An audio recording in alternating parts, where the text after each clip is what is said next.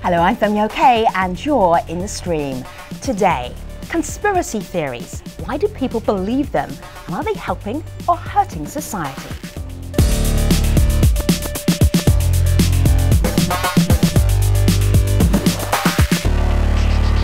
Our digital producer Malika Bilal is here looking out for your live feedback. Sometimes, Malika, there are show ideas and I just wonder, where did they come from? You're right, Femi. Today's one of them. This stream has a long history of our community members sending us ideas that they want us to cover, but some would consider to be conspiracies. So it was no surprise that we got nearly 900 comments online about today's topic. Right. And one of my favorite came in the form of a video comment. For those of you at home, have a listen to this.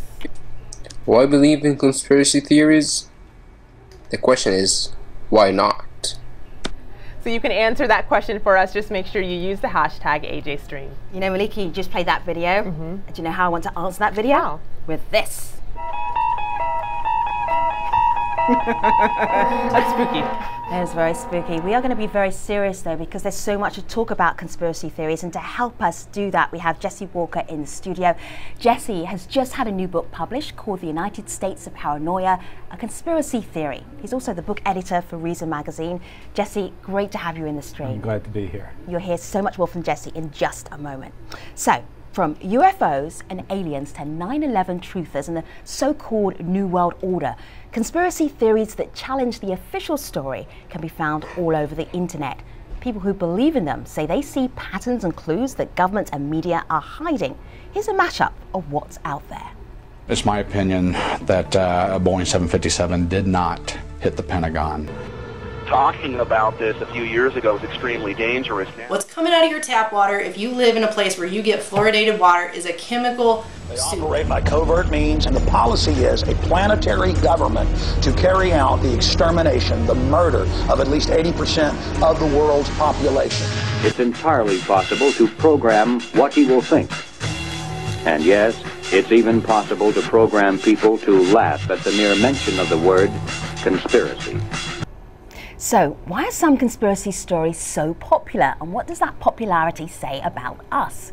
To help us discuss this, we have Lance DeHaven Smith. He's a political scientist and a professor at Florida State University. He's also the author of the book Conspiracy Theory in America. And via Skype in Massachusetts, we have Chip Burley, an investigative reporter who studies conspiracy theory culture. So Lance and Chip and Jesse, it's great to have all of you here in the stream. Let me start with Chip. Chip, how did conspiracy theories even get started? Well, you could start with Zoroaster, the king, many centuries ago, thousands of years ago, when he articulated the idea that the world is in a struggle between ultimate good and ultimate evil. Then this became the basis of Islam, Christianity, and Judaism. And from Judaism through Christianity and Islam, we have this apocalyptic idea of this struggle between good and evil. Our brain likes patterns. And so when we see an event that's very traumatic, we look for patterns. And when there's information missing, we get suspicious that something's going on, and we sort of latch on to this way of thinking of good and evil in a intractable struggle. If you read the book of Revelation a certain way, it's all about a conspiracy between good and evil in the end times. And you know, that's a very widespread belief in the United States among certain Christian evangelicals. In Islam, we have books like Freemasonry, which is put out by Muslims who think the Freemasons run the world. We have books put out by, you know, Islamophobic people who talk about every person in Islam is part of a conspiracy to destroy Western culture. So it's a way of thinking.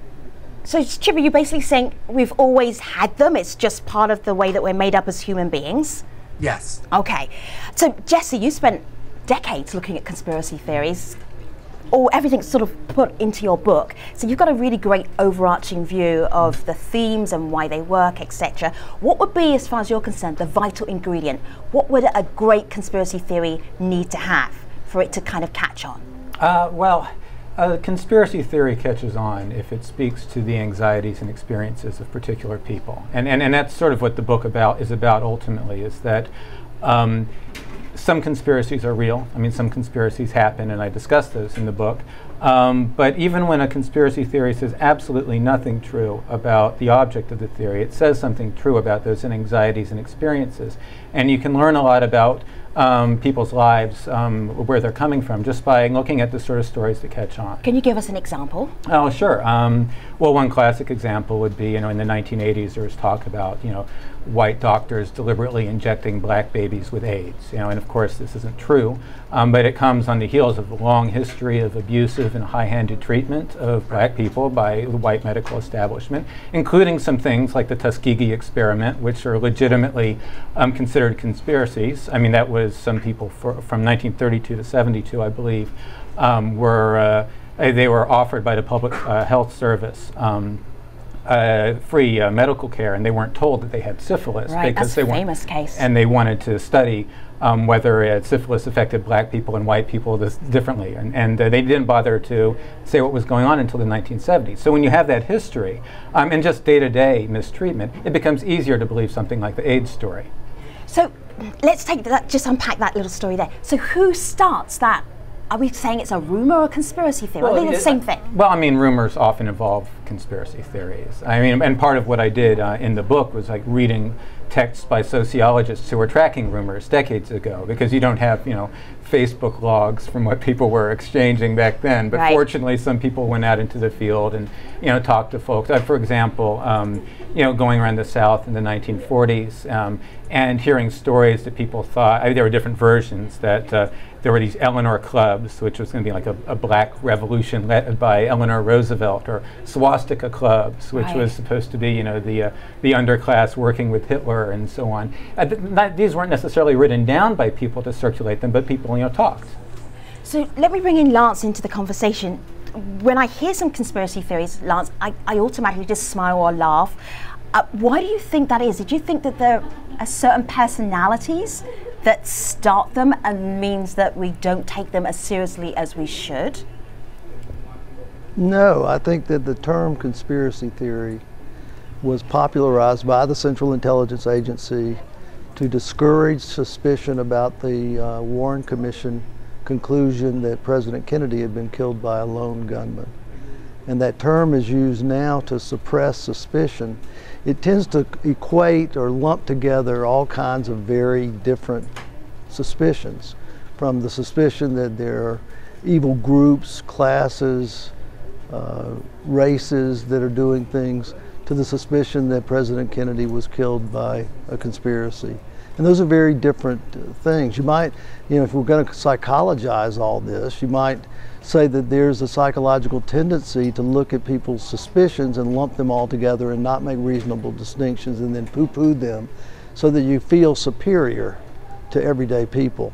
My own view is that often these suspicions are quite realistic, particularly when they pertain to elite political intrigue and criminality. When we see an assassination of a president by a mediocre shooter who gets off 3 lucky shots and then is kept in police headquarters in custody and is interrogated for 2 days, and no notes are taken and no tape recording is made, and then while he's in police custody in police headquarters, he is himself gunned down, and this is supposedly another lone gunman.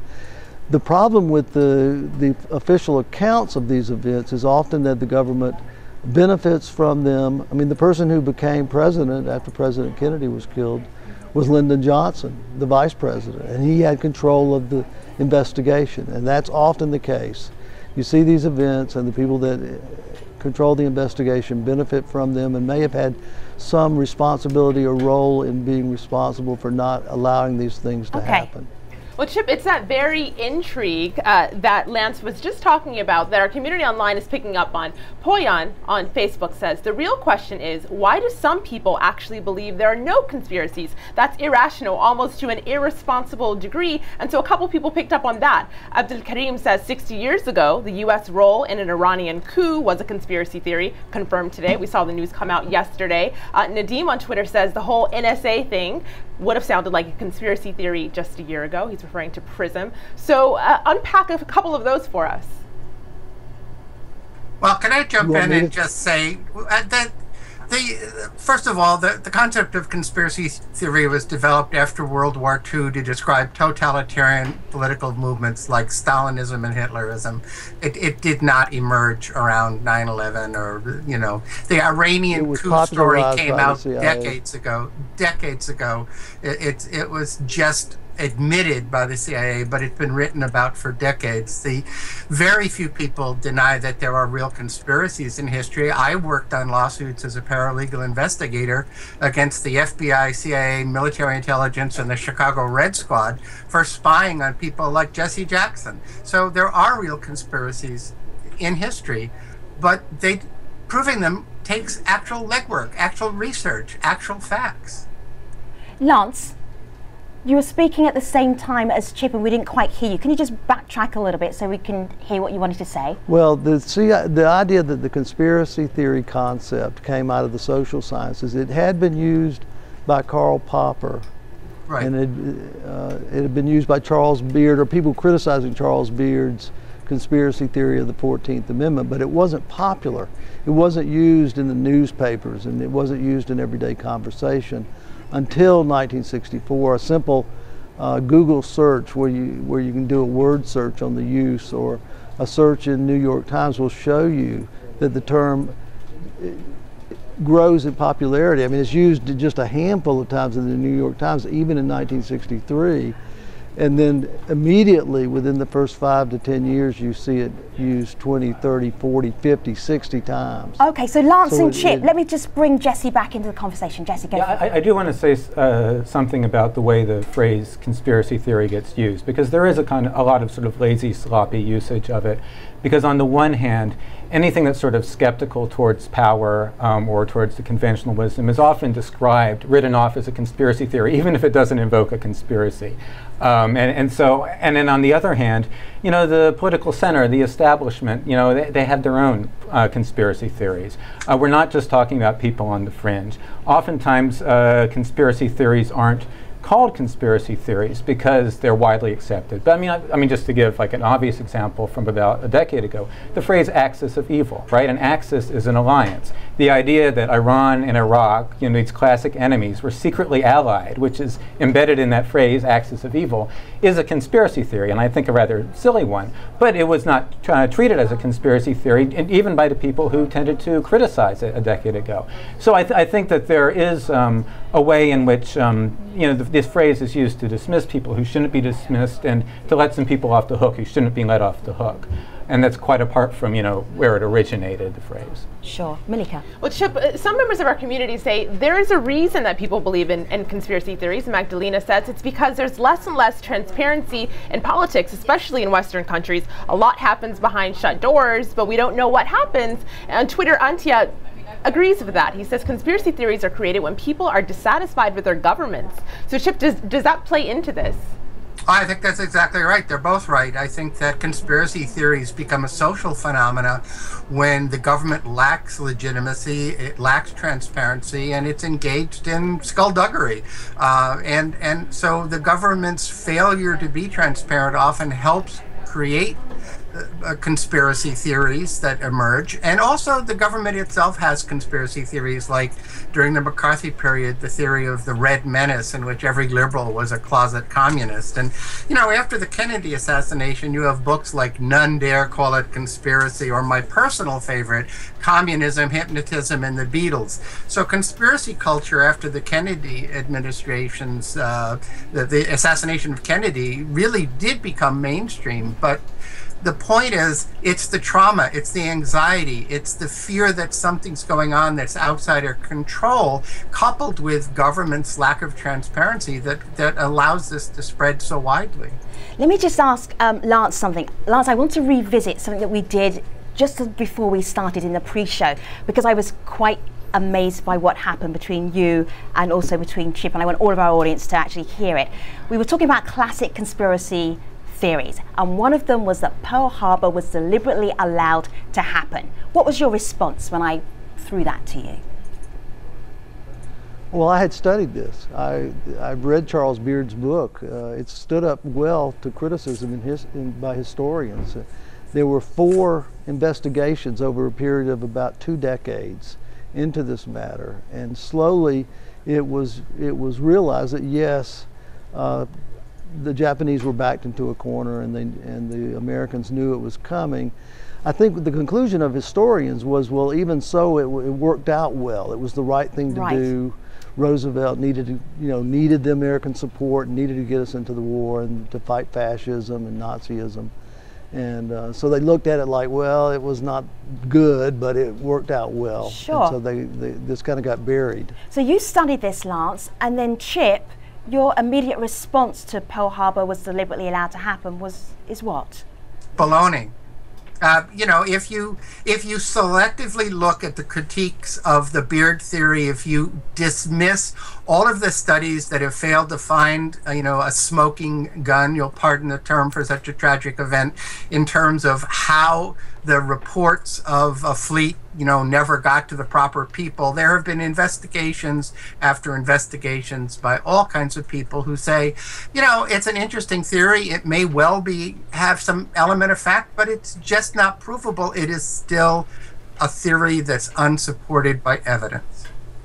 Well, it's that interesting theory, but might have an element of a fact that our community is picking up on. And Nicole says, because 9 times out of 10, they're true stories that just take years to reveal. It takes years to gather information, appeal to the freedom of information, and then, of course, the government waits until all the key players are dead. Then the truth comes out, but nobody is left standing to say anything. So, Jesse, you were mentioning this a little bit earlier at the top of the show about things taking time, the truth is revealed. There is an element of truth to some of these things. Oh, sure. I mean, it's. I have a whole chapter in my book talking about the investigations of the 1970s after Watergate, looking into misbehavior by the CIA, the FBI, NSA, IRS, Nixon White House, and so on, and some horrifying conspiracies. And that not only showed that conspiracies could be real, but it also showed how in the 1970s that then lowered the bar for people speculating further beyond the evidence, because once you say, well, this happened, it's easier to imagine something else happening.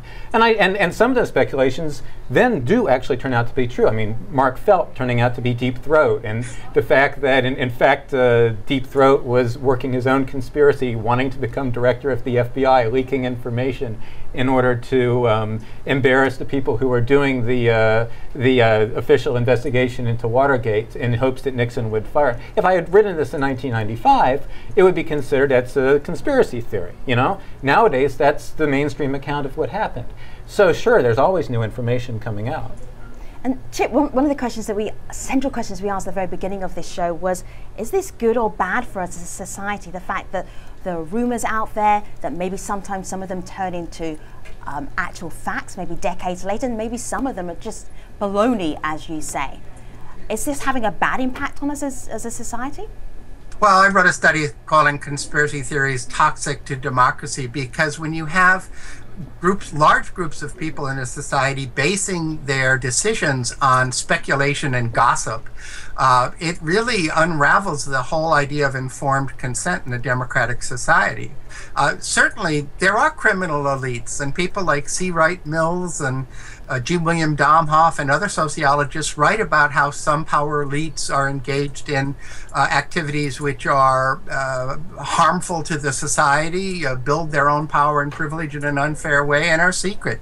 But to argue that somehow we're going to magically fix American society with, in terms of political economy and race and gender and all kinds of world events with by unraveling who really killed Kennedy is magical thinking. It's just nonsense. I have to say, if conspiracy theories are toxic to democracy, then there's no opportunity for democracy, because we're always going to have conspiracy theories. I mean, there's always going to be that combination of naturally finding patterns, naturally leaping to conclusions when you have suspicions, and being aware that some conspiring does take place.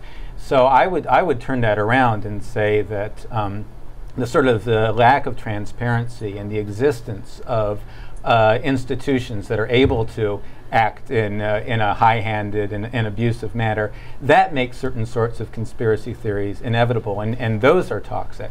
Although we're always going to have other kinds of conspiracy theories, even if those were diminished in power.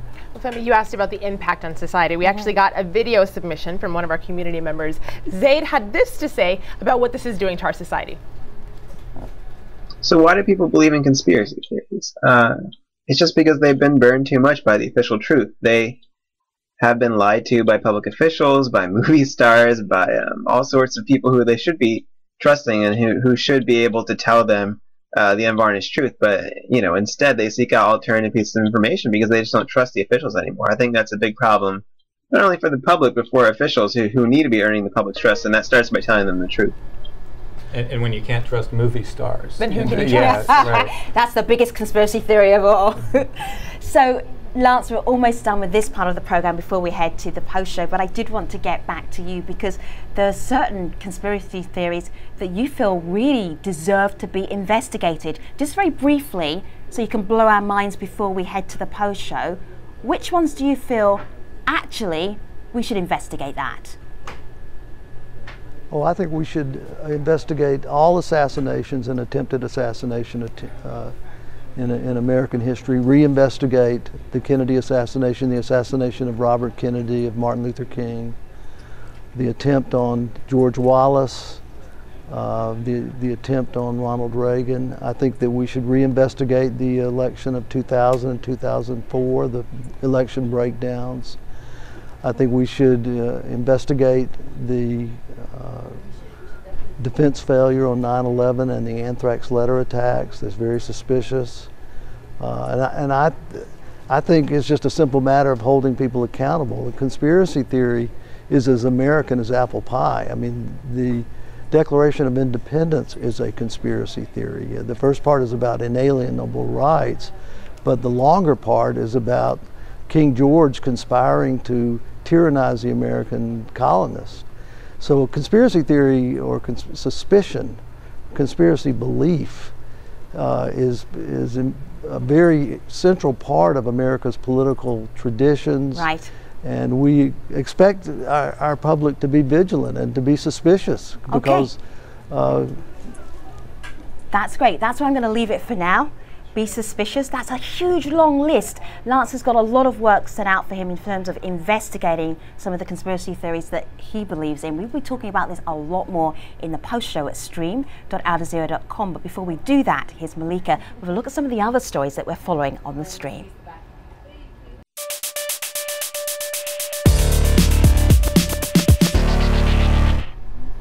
We start off in the Palestinian territories, where an unemployed security researcher is being rewarded for a single hack. 30-year-old Khalil Shrita made international headlines when he responded to Facebook's bug bounty program, which awards cash prizes to hackers who find and report security loopholes. Well, when no one at Facebook responded to Shrita's messages, he took matters into his own hands. He used a security flaw he discovered to post directly to Facebook founder Mark Zuckerberg's wall. Shrita wrote, "Sorry for breaking your privacy. I have no other choice to make after all the reports I sent to Facebook's team."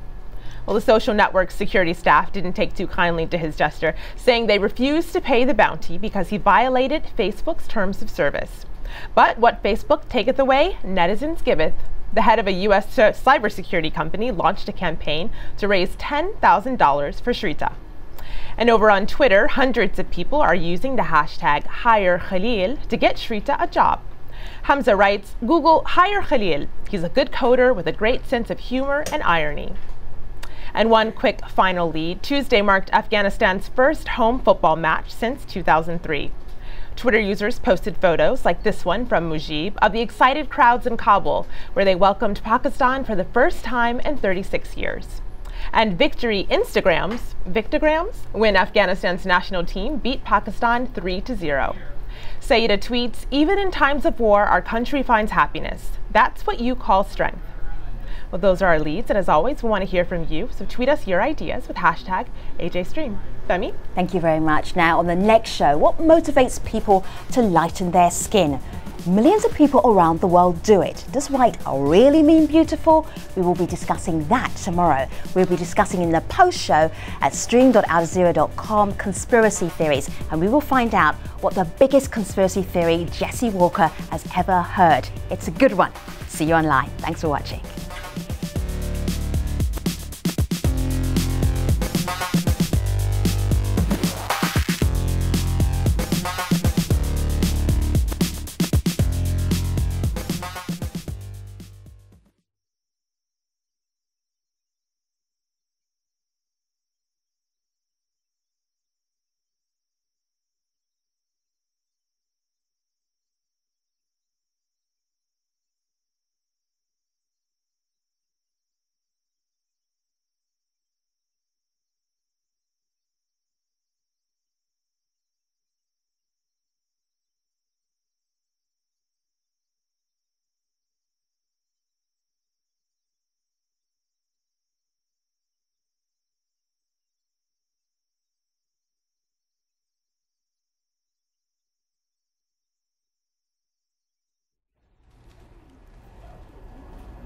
Hello again, this is the Stream's online post show. We're talking about conspiracy theory culture and the impact it has on society. Our guests are Jesse Walker, author of The United States of Paranoia. And from Florida, we have Lance DeHaven Smith, a political scientist at Florida State University. And on Skype in Massachusetts, Chip Burley is an investigative reporter. Let's get back to the conversation. Quite a tease. The biggest, the weirdest conspiracy theory you've ever heard of, Jesse? The weirdest conspiracy theory, at least the weirdest I encountered and put in the book, was someone who believed that manholes are there to capture people, and so they can have medical experiments done on them. Really? Yes. Where did you even find that? That was one of those rumors that, I think in this case, a folklorist picked up. And I have no evidence that this was believed by any more than this one person, but it stayed with me as a genuinely strange and funny thing to believe. But you know, we're laughing at this, and I'm going to be walking around manhole covers tonight on my way home. Right. There's a great movie to be made about, Chip, you were chuckling? Yes. What's your weirdest conspiracy theory you've ever come across? Well, Michael Barkin, another researcher, and I think it's Commander Hatton, who lives on the dark side of the moon, having traveled there from the Pleiades to warn us about Jewish bankers. Wow. And then I can't leave you out, Lance. Lance, you have a completely different take on the way that we view conspiracy theories. So is there one that you feel is weird?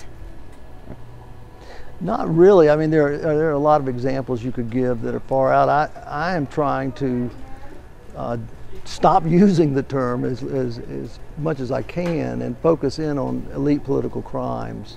This term has been used to cover all these different things, some of which are outlandish and others of which are realistic. And it just cuts off discussion. It stops us from being able to talk about really serious, grave crimes in a meaningful way.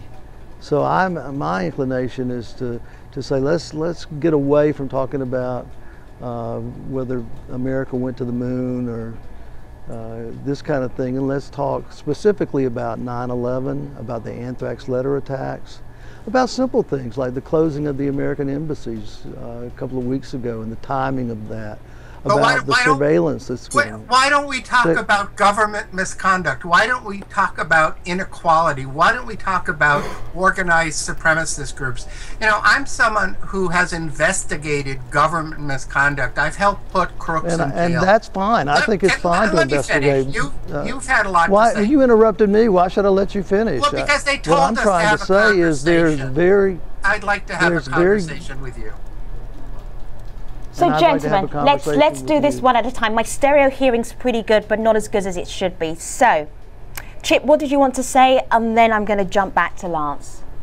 You know, I have a colleague, G. William Domhoff, who has written about power elites and criminal behavior by elites and government officials for 40 years. He has a whole website page devoted to talking about why conspiracy theories undermine serious investigative research by scholars and journalists into misconduct.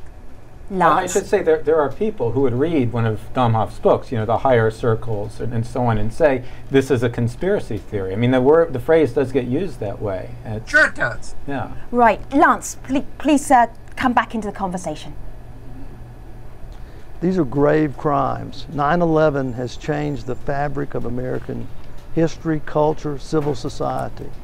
It occurred at the same time as the anthrax letter attacks. We know the anthrax letter attacks were an inside job, were something, the anthrax came from a strain from the U.S. Army. The White House was taking Cipro the night of 9/11, suggesting that they may have known the anthrax letters were going to be mailed. There are many questions here.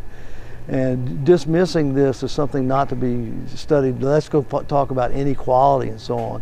Well, that's pretty downstream from these events. So, Lance, why do you say that with such, excuse me, why do you say this with such confidence that you know that the anthrax was an inside job? A lot of people will be going, did I hear that right?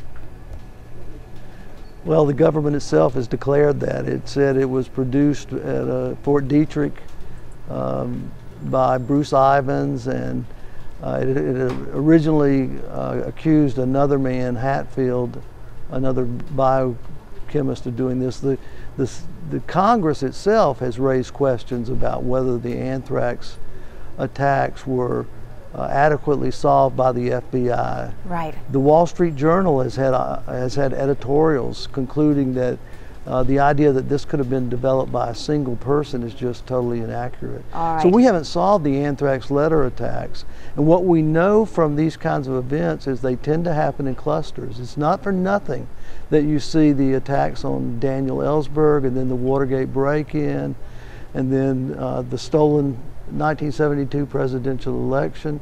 These happen together because once you have a criminal cabal operating, they tend to do a lot of things. And so when you look at an event like 9/11 and you say, well, gee, that happened, and they told us they couldn't have imagined airplanes being used as missiles. Well, they could have imagined it. They had scenarios mapped out. The day of the attacks, there were war games that included that scenario. Wow. And then to have the anthrax letter attacks. Lance, I'm going to let the community back into the conversation, because we could literally have this conversation all day and still have plenty more to talk about. Malika. You're right. Well, Lance was raising some interesting issues there. And I think one thing our community has picked up on what Lance said was that there's not one set personality type that believes or wants more investigation into some of these events. So we asked, who are the type of people that might, Tanya on Twitter says, those who are somewhat cynical, but also intelligent, as they're able to recognize ingenuity when it's visible. Emily says either a really intelligent person who can tell ingenuity, or an extremely gullible, non-educated individual with a lot of downtime. So Jeshi, is there a personality type? No, I think that different kinds of conspiracy theories appeal to all different kinds of people. And I say in the book that when I say virtually everyone is capable of paranoid thinking, I mean everyone. You know, I mean you, me, the founding fathers. I want to say, getting back to the anthrax attacks, that it's at the time there were people, you know, in the White House who were convinced that Al Qaeda was behind the anthrax attacks, which turned out to have been pretty clearly not the case. But they were pushing that theory. I mean, I look at this, I see sort of a Keystone Cops. I don't see like a cover-up going on so much as people who are really attached to their conspiracy theory. Now, looking back, which was again that the same people who attacked on 9/11 then were behind the anthrax attacks. That was widely assumed, but now you look back, you say, does it really make sense that after you know, the towers and then the Pentagon, the third attack would be a few mailings? That would be like a real step down in the operation. So that's another example of the government having its own conspiracy theories and sometimes not receiving the signals that would show them that that's not the case. So just as we begin to wrap up this part of the program and this conversation, I'm just intrigued, Chip, as to the biggest conspiracy theory that you're looking at right now that you're skeptical about.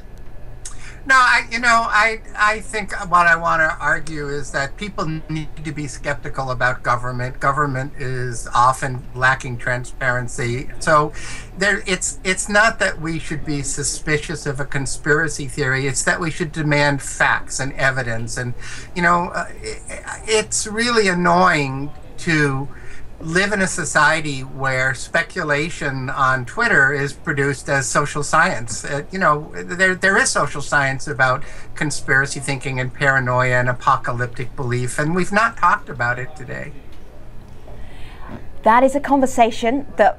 Do you mind if we take that conversation on Twitter, Chip? We are a social media show, so we're going to take that conversation on Twitter and social media and Facebook and keep that going because we're out of time. I have to say thank you very much to Jesse, to Lance, to Chip for helping us just unpack the whole idea of conspiracy theories. What are they and how do they help or maybe even hurt us? So, what are we going to be doing on the next AJ stream? Well, what motivates people who are black or brown or even quite fair to lighten their skin? Millions of people around the world do it. Does white really mean beautiful? We'll be having that discussion tomorrow. In the meantime, we're always online at stream.aljazeera.com. Thanks for watching. Take care.